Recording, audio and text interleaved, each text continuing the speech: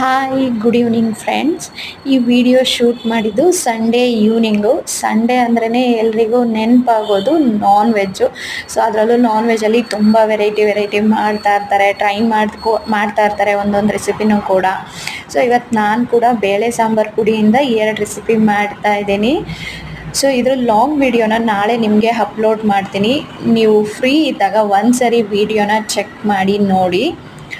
ನನ್ನ ಮಗನಿಗೆ ಈ ರೆಸಿಪಿ ಅಂದರೆ ತುಂಬ ಇಷ್ಟ. ನಾವು ಚಿಕ್ಕವರಿದ್ದಾಗ ನಮ್ಮ ಅಮ್ಮ ಮತ್ತು ನಮ್ಮ ಅಜ್ಜಿ ನಮಗೂ ಕೂಡ ಮಾಡಿಕೊಡ್ತಿದ್ರು. ನಾವು ಇಷ್ಟಪಟ್ಟು ತಿಂತಿದ್ವಿ. ನನ್ನ ಮಗನಿಗಂತೂ ತುಂಬ ಇಷ್ಟ. ನನ್ನ ಮಗ ಅಂತೂ ತುಂಬ ಇಷ್ಟಪಟ್ಟು ಊಟ ಮಾಡ್ತಾನೆ ಇದನ್ನು ಮಾಡಿಕೊಟ್ರೆ. ಸೊ ಇವತ್ತಿನ ವಿಡಿಯೋನ ನಾನು ಇಲ್ಲಿಗೆ ಎಂಡ್ ಮಾಡ್ತಾ ಇದ್ದೀನಿ.